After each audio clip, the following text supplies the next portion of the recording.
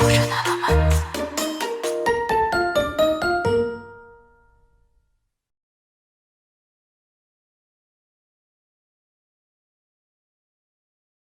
안녕하세요. 벌써 1월의 마지막 날입니다. 좀 기분이 싱숭생숭하실 것도 같은데 이런 날 마음의 한 구석을 따뜻하게 메워주는 영화가 아니었나 싶습니다. 오늘 관계의 가나다에 있는 우리는으로 재밌는 이야기 나눠볼게요. 저는 신의21의 김송희 기자입니다.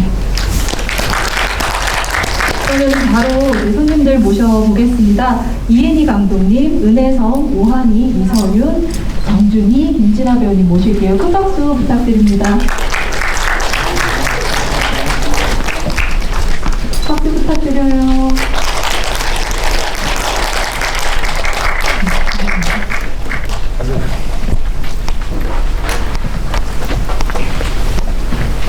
네, 일단 오늘 자리해주신 관객분들께 한 말씀씩 인사 먼저 부탁드릴게요. 캐릭터와 함께 소개해주시면 배우님들 더 좋을 것 같습니다. 네, 안녕하세요. 저는 관계 강화되어 있는 우리는 연출 맡은 감독 이인이라고 합니다. 반갑습니다. 안녕하세요. 저는 박민규 역할을 맡은 은혜성이라고 합니다. 만나서 반갑습니다.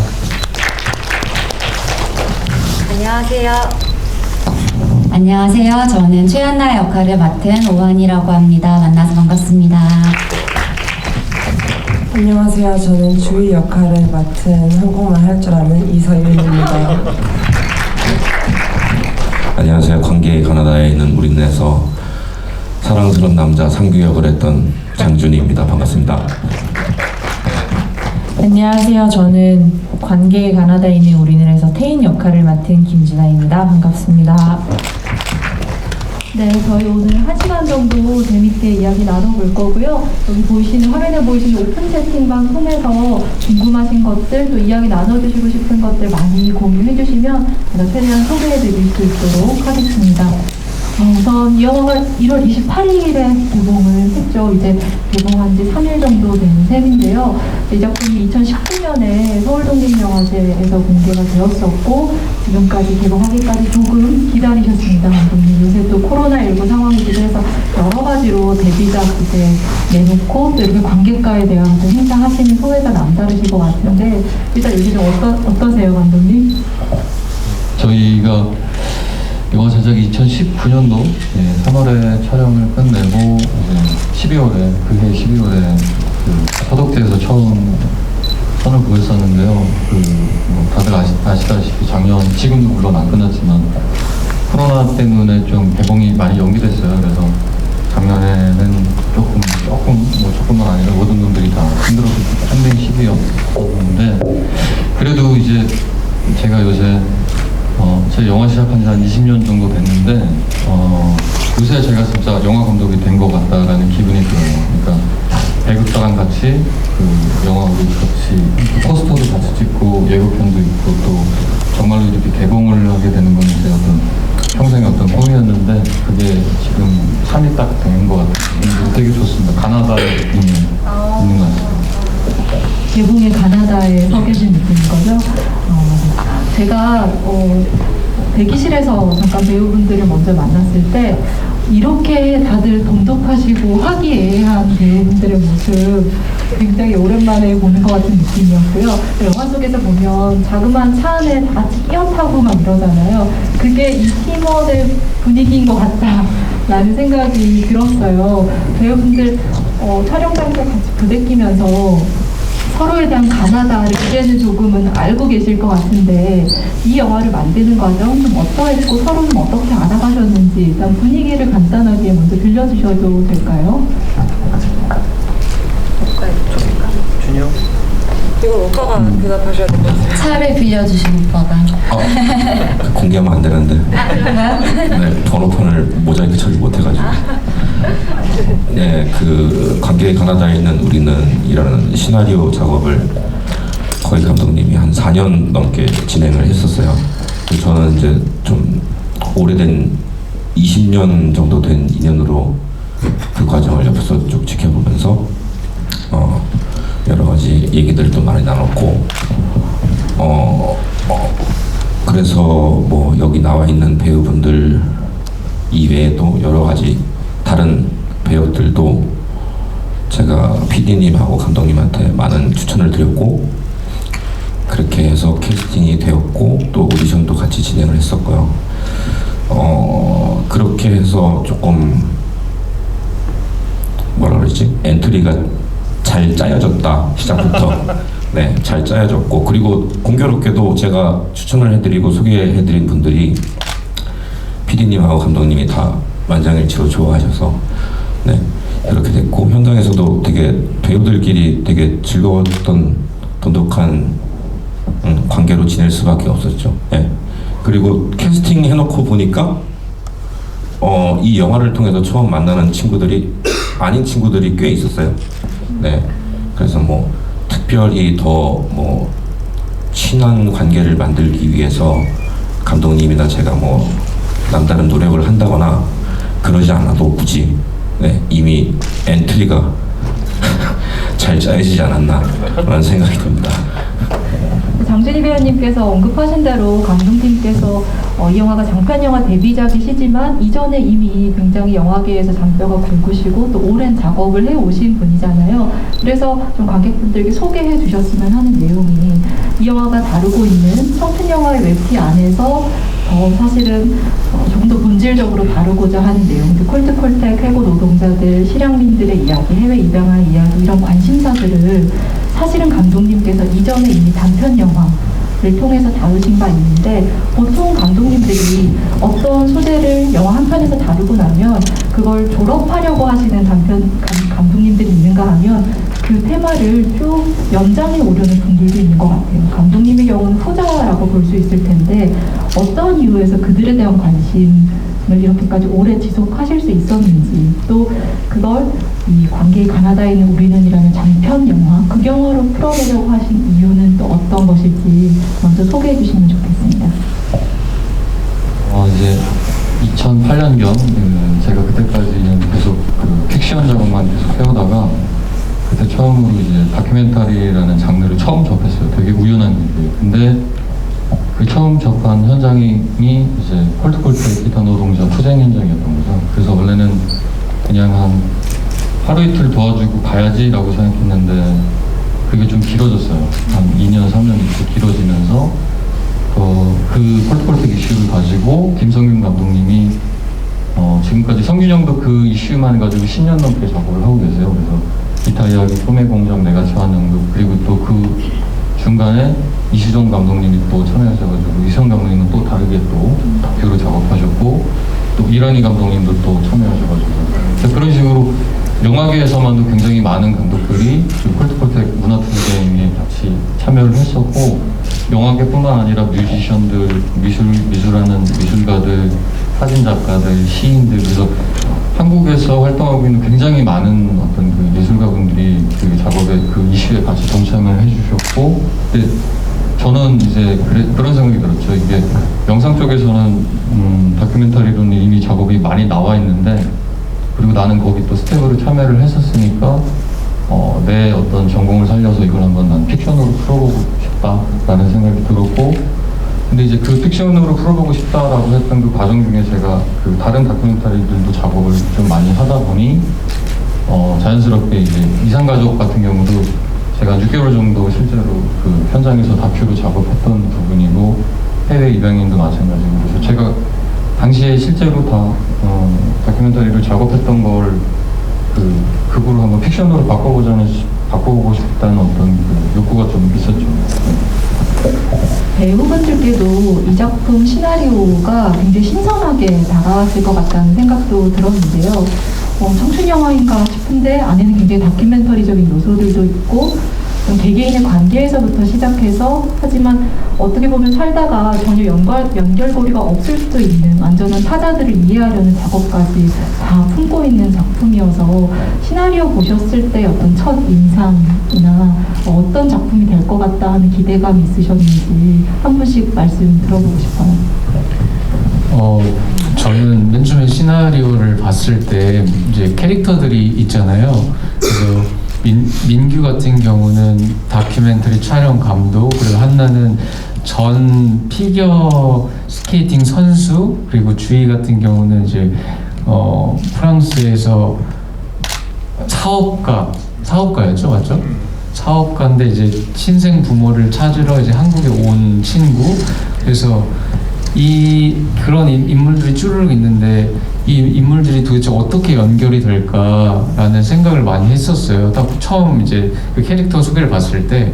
그러고 나서 이제 시나리오를 읽는데 이게 어떻게 정말 저희 영화 이름처럼 정말 관계 가나다에 다 이렇게 속해져 있더라고요.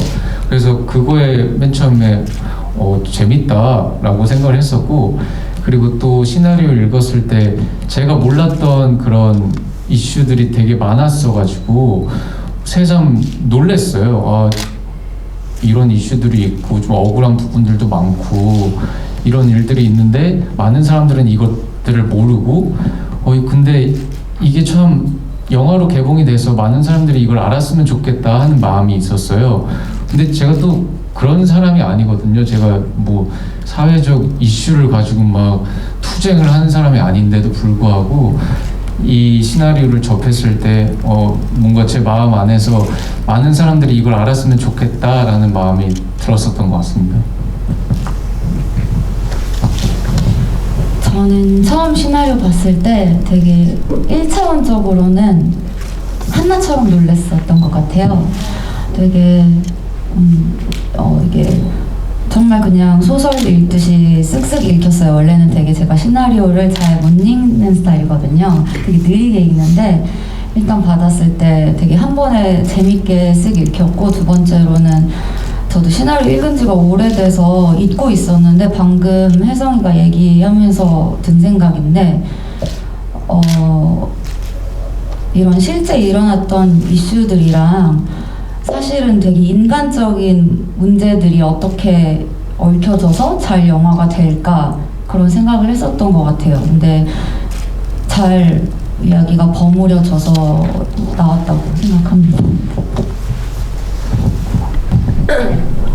저는 처음에 시나리오를 읽었을 때 그 감독님에게 너무 죄송하지만 사회적인 이슈들은 워낙 일상에 많고 또 다양해가지고 그러려니 이런 일이 있었구나 하면서 읽다가 저는 그런 이슈들보다는 제가 좀 제 눈에 좀 조명이 됐던 부분이 그 관계 그 자체더라고요. 사람과 사람의 그 서로가 어떤 관계가 시작됐을 때 되게 별거 아닌 것 같고 되게 우연한 그런 거지만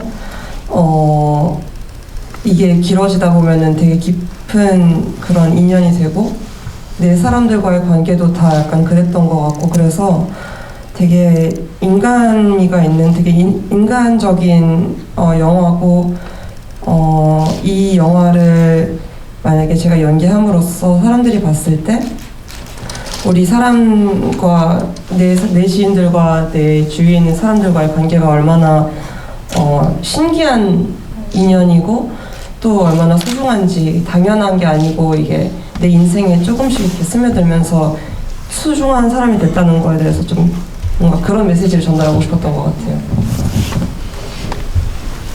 네.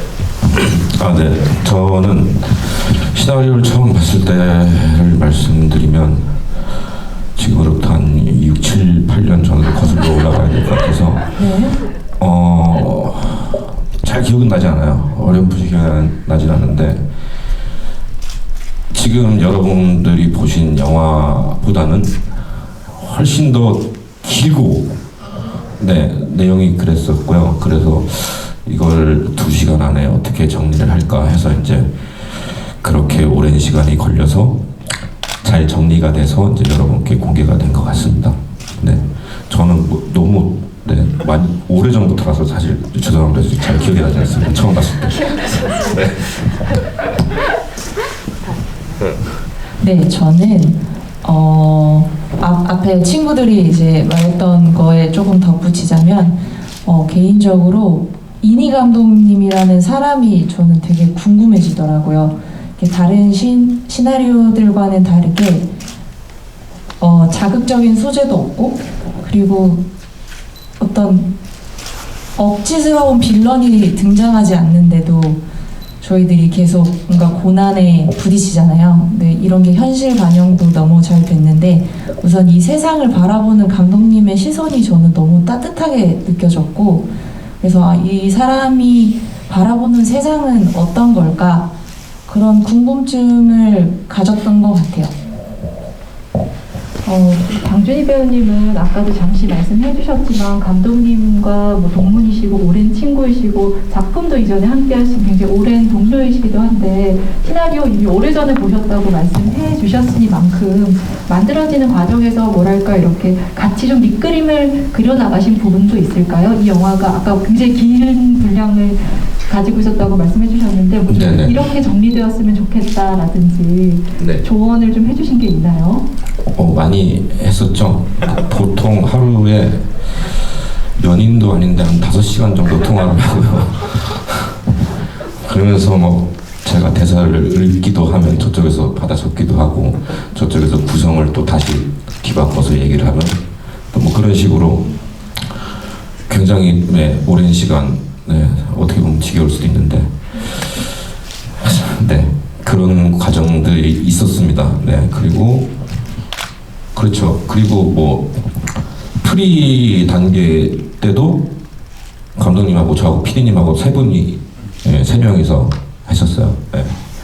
그래서 뭐 쭉 뭐 가나다의 기억자를 쓰는 첫 획을 그을 때부터 같이 있었다고 보면 되지 않을까.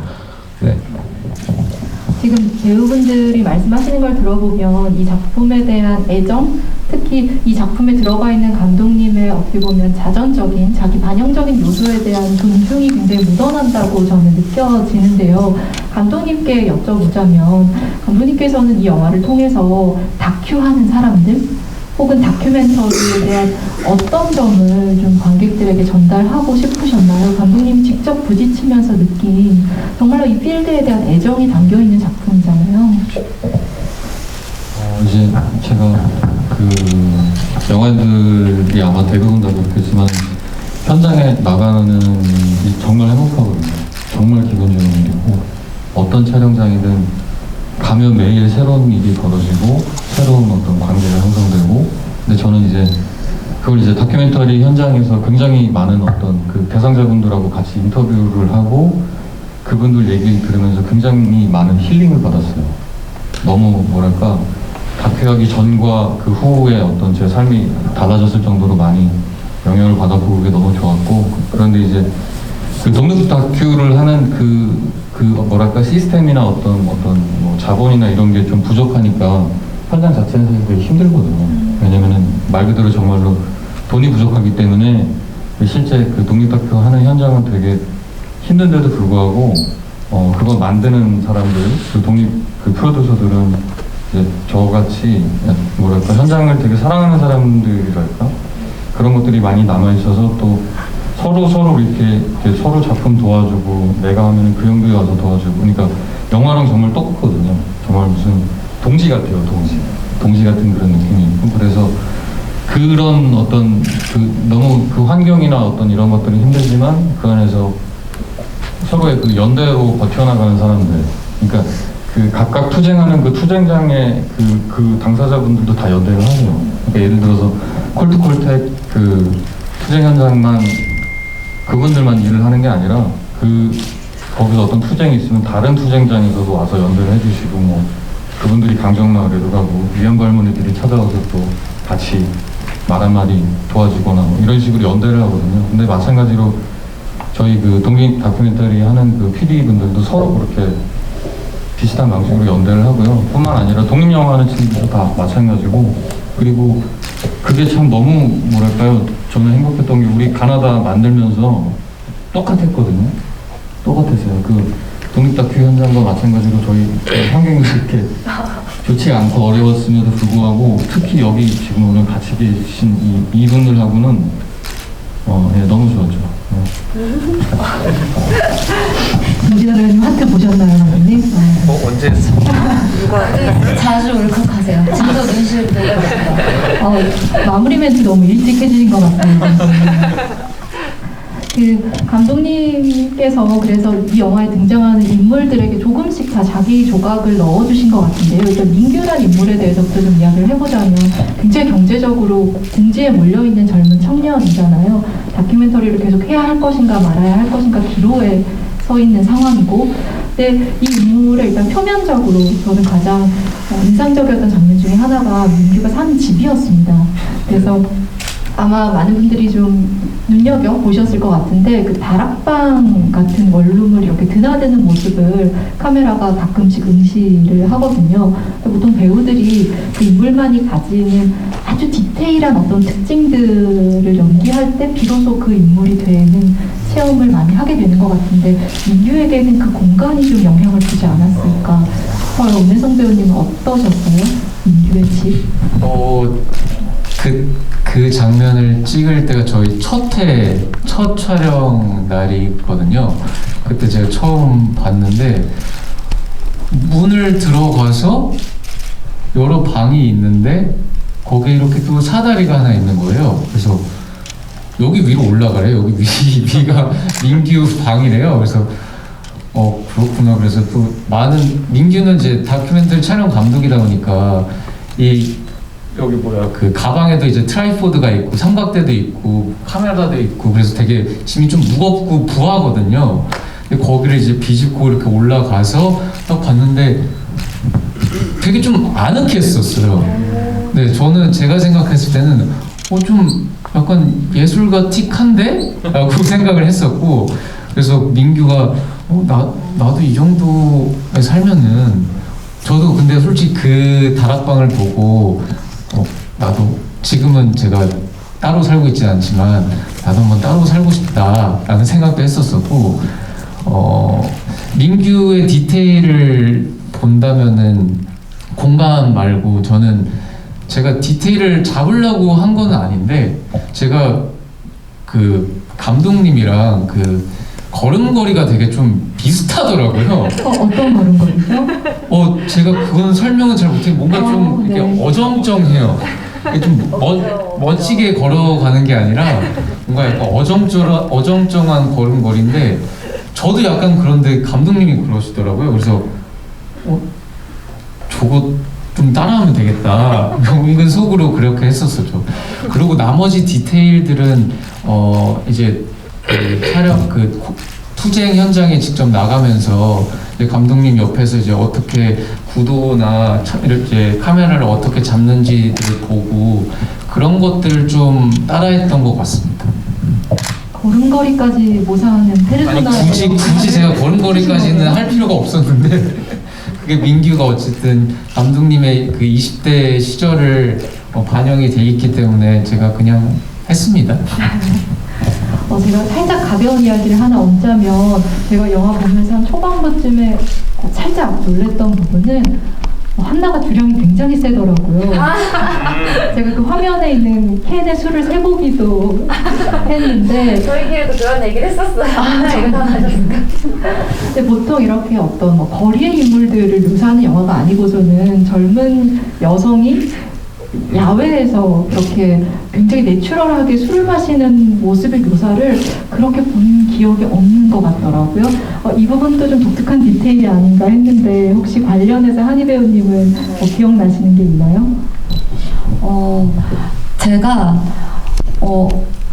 요즘에는 좀 나이가 먹고 그래도 성격이 변했는데 어릴 때부터 좀 유학생 같다는 얘기 좀 많이 들었던 것 같아요. 좀 자유분방한 성격이라서 그래서 떠올려 보면 길거리에 앉아 있는 것도 별로 이렇게 어색하지 않았던 것 같아요. 네. 그래서 그렇게 놀이터에 주저앉아서 맥주 마시는 것도 불편하지 않았고, 또 캐릭터 얘기가 나와서 하나 또 덧붙여 보자면 그렇게 할머니한테 앵두 하는 것도 한나가 꼭 유학생이어서 뿐만이 아니라 제 성격이랑도 맞았던 것 같아요. 네, 그런 자유분방한 모습이. 네. 실제로 캐스팅할 때도 가장 고려했던 부분이 그 장준희 배우가 고려했던 부분이 한나라는 캐릭터는 자기 친할머니를 한국에서 이제 앵두 이렇게 부르는 경우가 좀 힘들잖아요. 그걸 했을 때 그 말이 가장 잘 어울릴 배우가 누가 있을까라고 했는데 강준희 배우가 대한민국에 오한이밖에 없다. 그래서 한이 캐스팅하기 전부터 무조건 이거는 오한이 배우한테 네. 해야 된다고 그랬었죠. 그래서 할머니가 오늘 영화를 또 보러 오셨어요. 어디 앉아 계신가요? 소문 들어주셨네. 네, 박수 한번 쳐드릴까요? 네. 할머니도 오셨으니까 한나 얘기를 조금만 더 하자면요. 저는 이제 영화를 보면서 이 한나라는 인물이 영화 속에 굉장히 생기를 불어넣고 있다라고 느꼈는데 그 이유는 말씀하신 그런 인물의 성격적인 특징도 있겠지만 이 작품에서 맡고 있는 역할 자체가 어쩌면 다큐멘터리라는 세계에 처음 진입해서 그동안 조금도 연결되어 있지 않은 인물들을 처음으로 차츰 알아가는 그런 인물이기 때문에 관객의 입장에서도 어쩌면 가장 동일시할 수 있는, 동일시하기 좋은 인물이 아닐까라는 생각을 했습니다. 그래서 그런 의미에서 배우님께서는 이 캐릭터를 좀 연기하거나 해석하실 때 이런 사람으로 다가갔으면 좋겠다라고 어떤 부분에서 좀 해석의 조안점을 두셨는지 궁금해요. 기자님께서 말씀해 주신 것처럼 한나가 가장 관객의 입장에 맞닿아 있는 역할이었어요. 그 어떤 다큐를 처음 마주하는 모습이라든지 그래서 오히려 편했던 것 같아요. 제가 기억하기로는 감독님이 혜성이는 정말 그 노동 현장에도 많이 데려가고 다큐도 많이 보게 하고 했는데 저한테도 보라고는 하셨지만 저는 의도를 가지고 많이 보진 않았어요. 왜냐면 한나 자체가 처음 접하는 거고 영화에서도 보셨듯이 앵도 너무 집중해 있어 하면서 놀라는 모습이 그냥 저 자체이기 때문에 그렇게 한나라는 캐릭터에 다가가는 게 많이 어렵지는 않았던 것 같아요. 그래서 저도 영화에서 한나가 가장 관객의 입장에 가장 맞닿아 있었으면 좋겠다는 생각이 들었고 그리고 제가 어떤 연결고리가 된다고 표현을 하셨는데 정말 제가 그런 것도 좋아하거든요. 실제로도 그냥 이렇게 사람들 엮어가지고 함께 잘 지냈으면 좋겠다 이런 거 좋아하는데 근데 시나리오 읽어보면 읽어볼수록 제가 좀 맡은 역할이 많다고 느껴지기도 했어요. 왜냐면은 주위도 챙겨야 되고 이렇게 이 어리뽕뽕한 민규 오빠도 챙겨야 되고 이렇게 우리 태인 언니는 이렇게 자꾸만 이렇게 화들짝 하고 그리고 우리 앵두도 있고 난 엄마랑도 싸워야 되고 카메라는 또 고장나고 근데 그냥 그 씬 맡은 바를 열심히 하다 보니까 영화가 딱 나왔을 때 한나는 그냥 한나대로 열심히 살았고 마지막에 좀 허무하다고 느꼈다고 민규한테 털어놨지만 민규가 또 그래서 나 만나지 않았냐 그리고 행복하지 않았냐라는 말로 위로를 얻고 그래서 고민은 많이 했지만 결과를 딱 봤을 때 잘했구나 라는 생각이 들었어요. 네. 관계에 맞는 키 역할을 하셨네요. 그렇게 말씀해 주셔서 마스터 키. 네. 저는 이서연 배우가 연기한 조이 캐릭터를 통해서 사실은 그 해외 입양아 이슈에 대한 어떤 심정적인 체감이라고 할까요? 감정적인 체감을 아주 솔직히 고백하자면 이번 영화를 통해서 더 할 수 있었던 것 같습니다. 어떻게 보면 많은 분들이 잘 알고 계시는 이슈일 수도 있지만 그것을 한 인물의 서사로 전달받는 일이 또 남다르더라고요. 배우의 입장에서는 이 주희라는 인물이 어린 시절에 큰 트라우마가 있기도 하고 기술적으로는 불어와 영어를 또 유창하게 구사해야 하는 캐릭터였는데 어떻게 접근하셨어요?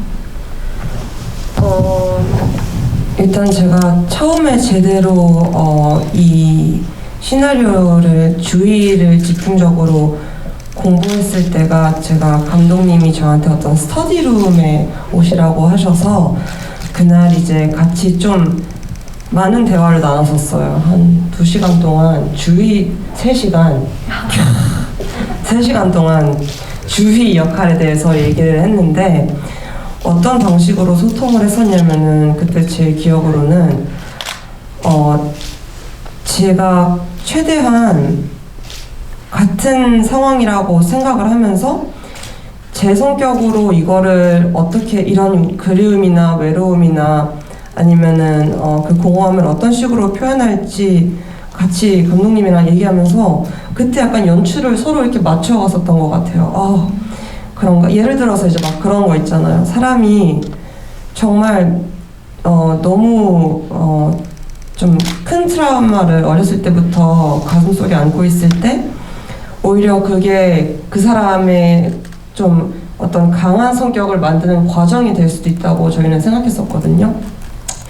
그래서 오히려 이 주희라는 캐릭터는 굉장히 씩씩하고 당당하고 되게 그런 사람으로 보여야 되지 않을까 겉으로. 하지만 이제 사람이 겉으로 보이는 거를 다 떠나서 안에 또 모든 사람들이 다 상처가 있잖아요. 자기만의 상처. 그거를 최대한 남들에게 티내지 않으려고 일상 속에서 항상 가면을 쓰고 다니고, 그래서 주희를 그런 식으로 약간 표현하려고 했었던 것 같아요. 겉으로 봤을 땐 되게 뭐 하나 모자랄 거 없이 아주 자기가 되게 잘난 줄 알고 되게 잘 살아왔다고 생각하는데, 이 딱 한국에 와서 자기의 진짜 출처와 그 어떻게 보면 좀 불쌍한 그 상황 앞에서 점점 그 가면을 벗으면서 실제로 그 상처받은 아이의 마음을 최대한 또 표현하려고 서서히 이렇게 영화 좀 가면 갈수록 그렇게 했었던 것 같아요.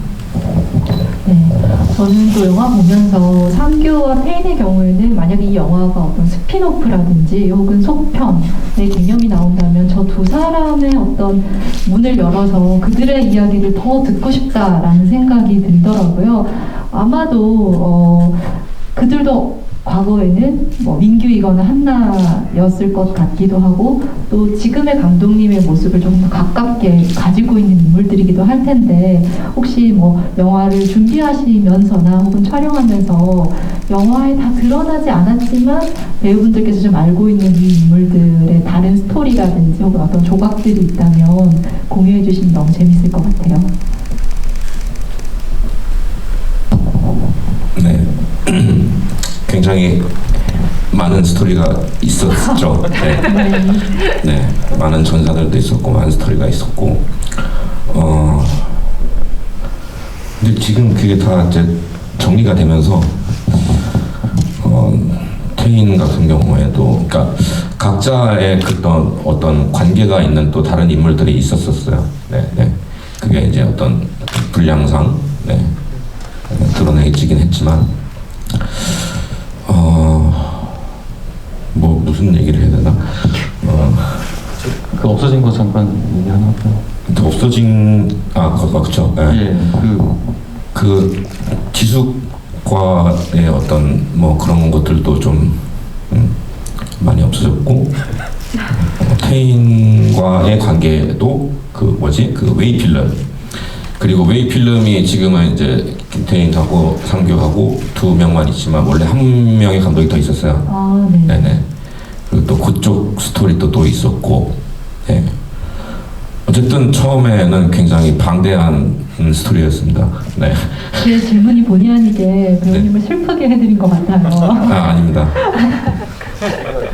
그러니까 원래 그 영화 컨셉 상으로 보면 관계 가나다는 민규하고 한나였고, 관계 마바사가 상규하고 지숙이었고, 타파 관계가 그 김태인 감독하고 그 영화상에 그 민규한테 카메라 팔라고 했던 그 공태희 PD가 원래는 헤어진 연인 관계였었거든요. 그래서 초보에는 그런 이제 영화 제목은 관계 가나다에 있는 우리는이지만 그 가나다, 마바사, 타파 이런 식으로 연애 초기, 그다음에 중기, 말기 뭐 이런 식으로 세 커플이 등장을 했었었는데, 장준희 배우가 이제 다 그걸 날리셨죠. 네, 2시간 안에 영화를 찍어야 돼서 제 분량에도 불구하고 과감하게.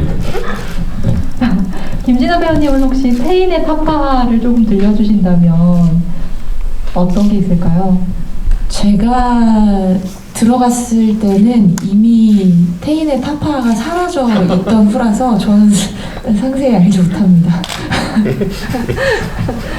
그 오픈 채팅방에 관객분이 올려주신 질문 중에 하나가 이 영화에 굉장히 여러 공간이 등장을 하고 그 공간들이 다 조금씩 독특한데 이 공간에 대한 질문을 주셨어요. 근데 제가 여기에 조금 덧붙이자면 제가 초입에서도 말씀을 드렸지만 이 관객이 가나다에 있는 우리는 팀원분들이 이렇게 돈독한 이유가 어쩌면 이 영화가 가지고 있는 여행의 구조 때문이 아닐까라는 생각도 해봤습니다. 다큐멘터리를 위해서 계속해서 어딘가로 이동하고 함께 어딘가로 떠나는 것이 작은 여행이기도 하잖아요. 그것이 뭐랄까 인물들을 그리고 배우들을 더 가깝게 만들어주지 않았을까라는 생각도 드는데 혹시 촬영하시면서 좀 기억에 남는 공간이 있으신지 궁금합니다.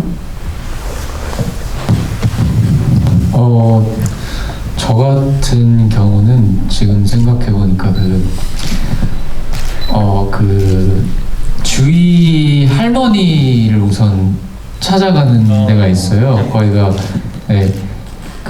거기가 되게 영화 장면에서도 나오는데 되게 고바위인 데가 있는데 거기서 정말 저희가 다 나왔었거든요. 저희가 그 씬에 다 잡혔었는데 거기가 되게 제가 한국에도 이런 데가 있구나 하면서 맨 처음에 그 공간에 대해서 되게 놀랐었고 그리고 또 거기서 또 지게를 가지고 또 위로 올라가는데 은근 제가 연탄을 처음 들어봤는데 꽤 무겁더라고요. 그래서 그거에 되게 놀랐었고 근데 또 여기 오하니 배우는 되게 잘 들더라고요. 그래서 저한테 되게 면박을 주면서 똑바로 들라고 막 그랬던 기억이 있습니다. 추가적으로 말씀드리자면은 아까 말씀하신 은희성 배우님이 말씀하신 언덕길이 정말 저희가 물론 연기도 좀 했었지만 정말 어려웠어요 올라가기가. 근데 저는 유일하게 힐을 신고 있었거든요. 하이힐.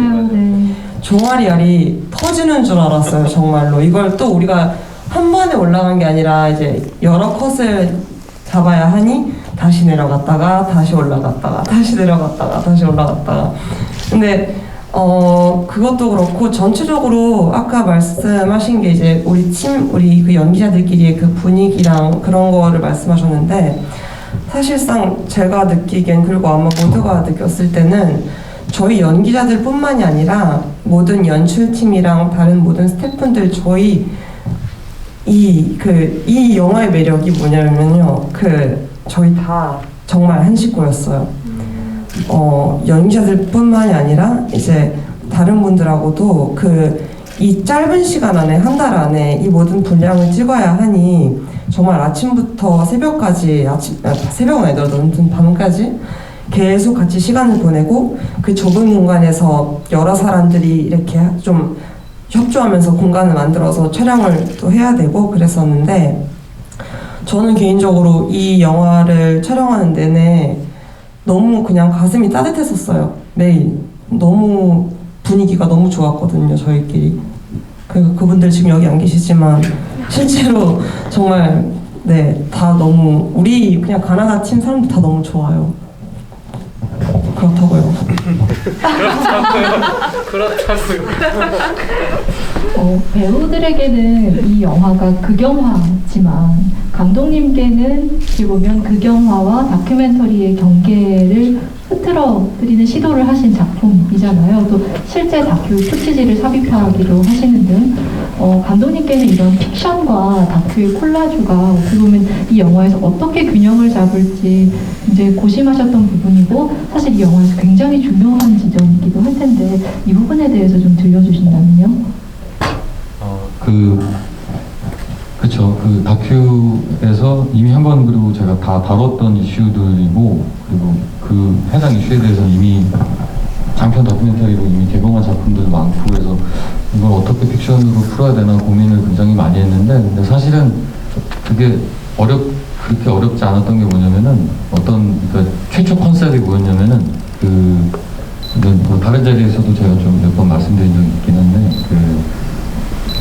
콜트콜텍 그 기타 노동자들을 위해서 2008년 그 겨울쯤부터 그 홍대클럽 빵에서 매주 마지막 주 수요일에 그 수요 문화제라는 걸 진행을 했어요. 근데 그게 뭐였냐면 그 빵이라는 클럽에 그 뮤지션 분들이 와가지고 이제 공연을 하고 같이 공연하고 기금 모금하고 이렇게 가는 그런 행사였는데 이제 지금하고 어떻게 보면 똑같죠. 관객분들이 오고 가수가 와서 노래를 부르고 근데 이분들 그 관객들은 그 자리 그 빵이라는 클럽에 와서 이 가수의 공연을 보면서 그 콜트콜텍 이슈를 그 자리에서 거의 처음 알게 된 거거든요.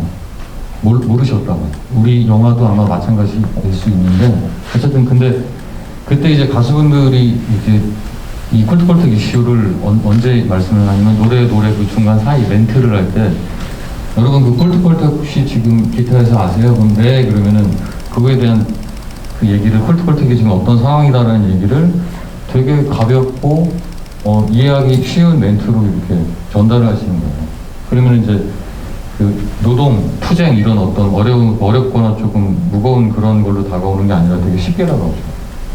쉽게 이해할 수 있게. 그래서 그때 그거 지켜보면서 나도 저거 픽션을 만들 때는 저렇게 그 관객분들이 봤을 때 부담감 없이 좀 편하게 조금 더 지금 뭐랄까 다큐멘터리로 나가는 조금 뭐랄까 무거운 방식보다는 조금 더 가벼운 느낌으로 다가갈 수 있게 픽션을 한번 만들어봐야 되겠구나라는 생각을 해서 지금의 어떤 가나다가 나오게 됩니다. 제가 영화 보면서 또 한 가지 좀 흥미롭게 느꼈던 것은 가운데 앉아 계신 이서윤 배우님을 제외하는 여기 계신 모든 배우님들이 극 중에서 한나도 나중에는 포함해서 다큐하는 사람들이라는 점인데요. 가만히 보면 이렇게 하나의 어떤 직업, 하나의 작업을 하는 여러 사람들의 이야기를 한국 독립영화에서 그렇게 많이 보아온 풍경은 아닌 것 같아요. 그래서 저는 배우님들에게 좀 여쭤보고 싶은 것이 이 영화가 어떤 연결성, 연대를 말하면서 그 방법론으로 아주 구체적으로 다큐멘터리를 콕 집어서 얘기를 하고 있는데 배우님들이 이제 직접 극중 인물들이 연기하시면서 느낀 다큐멘터리 혹은 다큐하는 사람들에 대한 어떤 느낌이랄까요? 그 일의 속성이랄까요? 어떻게 좀 그 미덕을 느끼셨는지가 궁금합니다. 이번에는 진아 배우님 먼저 말씀해 주실까요? 다큐하는 사람들 우선 제가 가장 크게 느꼈던 부분은 이 일을 같이 해낸다는 점이었거든요. 뭔가 이 세상을 살면서 저는 이렇게 뭔가 가슴 뜨거워지면서 같이 일을 하는 일들이 많이 없는 것 같아요. 연기도 혼자 집안에서 준비를 많이 하고 나가서 이제 이렇게 한 번씩 하고 오고 이런 일인데 다큐멘터리 같은 경우에는 가족이 될 수밖에 없는 게 그냥 이 일을 그냥 어떻게 언어하기가 참 어렵네요. 그래서 저는 어릴 때 이제 운동을 했었어요. 네네. 태권도를 하면서 시범단 활동을 하면서 느꼈던 그거를 이 영화를 찍으면서 또 한 번 느껴본 것 같아요. 정말 오랜만에 네. 아 이게 우리가 한 팀이구나. 우리가 진짜 가족이구나. 이런 걸 느낄 수 있었던 것 같아요. 근데 그게 정말 다큐하는 그걸로 시작이 됐다고 생각을 했었어요.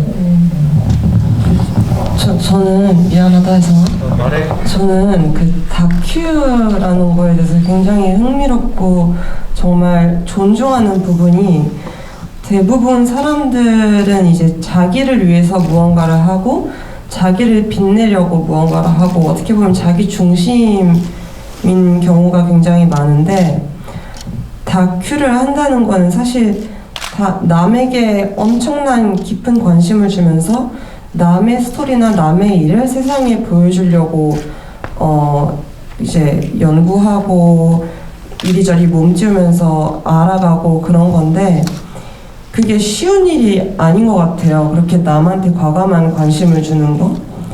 내 인생 살기도 힘들고 내 인생 살기도 바쁜데 굳이 어떻게 보면 굳이 또 다른 사람의 문제나 다른 사람의 고통이나 혹은 그런 것들을 내가 거기까지 신경 써야 하나? 생각할 수도 있는 건데 다큐하는 사람들은 되게 세상을 보는 시선이 굉장히 넓고 굉장히 디테일하고 그게 굉장히 멋있는 것 같아요. 네.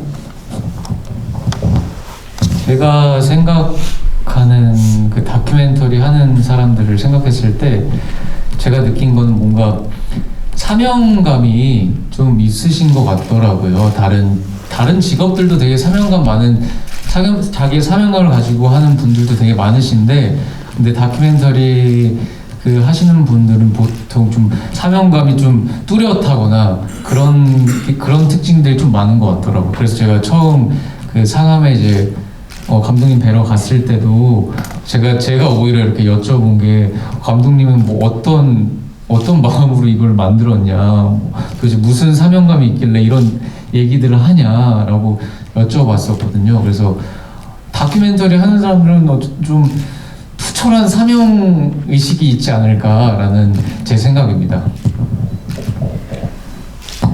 나와 전혀 관계없는 타자를 이해하는 일이 결국 자기 자신을 돌아보는 일로 연결된다는 것도 이 영화에 담겨있는 중요한 메시지 중에 하나인 것 같은데요.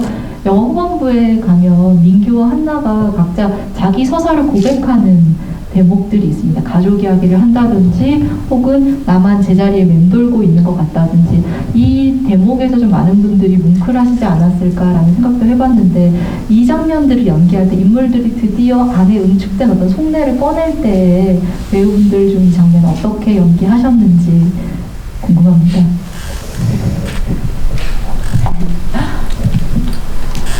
저는 개인적으로 그 장면을 볼 때마다 이렇게 얘기하면 좀 오해의 소지가 있을지 모르겠는데 조금 아쉬워요. 왜냐면 너무 진심이었거든요. 네. 왜냐면 제가 그때 한나가 봄에는 피겨 생활도 끝났고 이제는 다큐도 끝났는데 난 그냥 제자리에 머물고 있는 것 같다고 얘기를 하는데 제가 실제로 그때 10월에는 드라마가 끝났고 1월에는 영화가 끝났고 이제 가나다도 끝났는데 나 계속 제자리에 머물고 있는 것 같다는 생각이 들었거든요. 그리고 그게 정말 거의 여기까지 촬영이었고 근데 그게 자꾸만 연기를 해야 되는데 감정이 올라오는 거예요. 지금 또 그래서 근데 그때 사실 시나리오 읽을 때부터 그 대사가 저를 되게 위로를 많이 했어요. 네, 그때 그래서 저는 그걸 볼 때마다 이거를 내가 너무 나로서 막 감정에 빠져서 연기하지 말고 좀 잘 표현을 했었어야 됐는데 라는 아쉬움이 있는데 근데 사실 대사 자체만으로도 많이 표현이 돼 있기 때문에 충분히 많이 전달됐을 거라고 믿고요.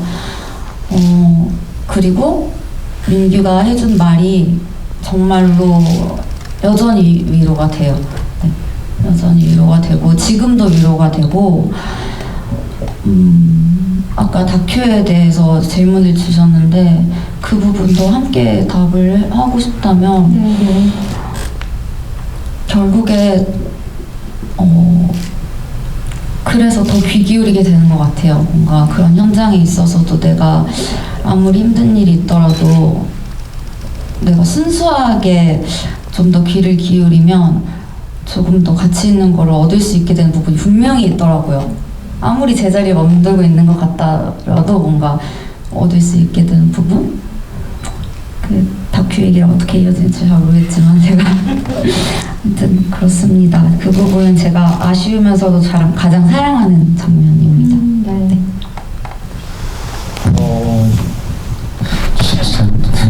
질문이 아까 제가 나왔던 영화 후반부에 이제 가족의 이야기를 부탁하는 대목에서의 감정. 네. 집중하세요. 그 장면을 찍을 때 솔직히 그 부분이 제일 걱정이 많이 됐던 장면이기도 해요. 이 시나리오를 보면서 여기를 어떻게 좀 연기를 해야 될까? 또 지금 또 생각을 해보니 민규가 제가 그때는 잘 몰랐거든요. 제가 민규가 이렇게 좀 지금 생각하는 민규는 되게 대단하다라는 생각이 드는 게 자기 다큐멘터리를 찍기 위해서 어쨌든 주희하고 그 친엄마하고 만나게 해주기 위해서 자기 속내를 얘기를 하잖아요.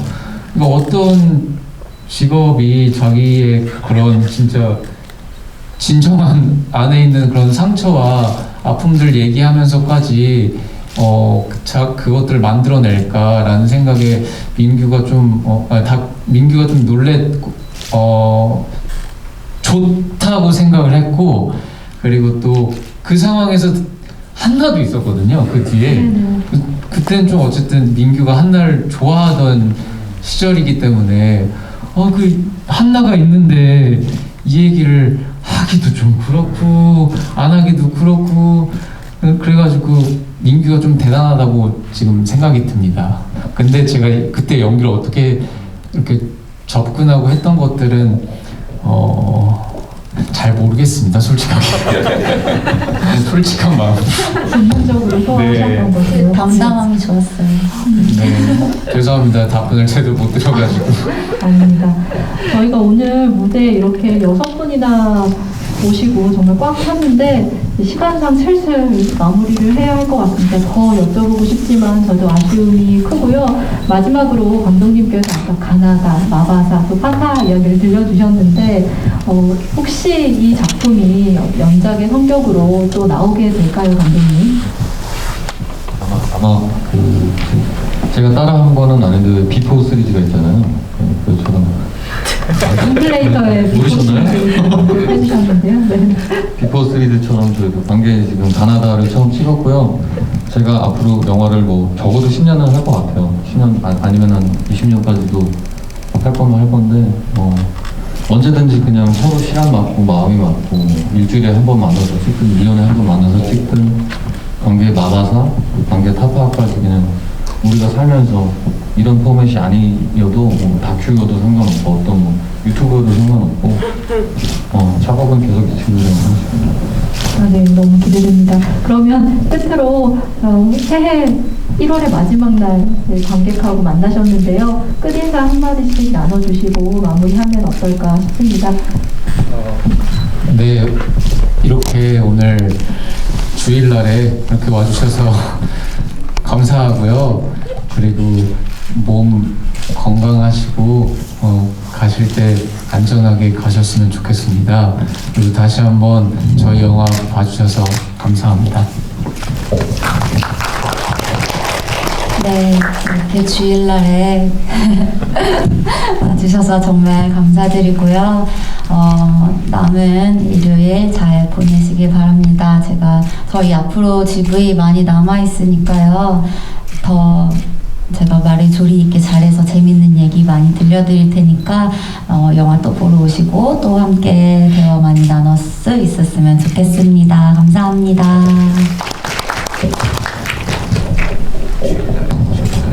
네, 저는 저희 영화의 어떤 부분을 포인트를 살려서 인사를 드릴게요.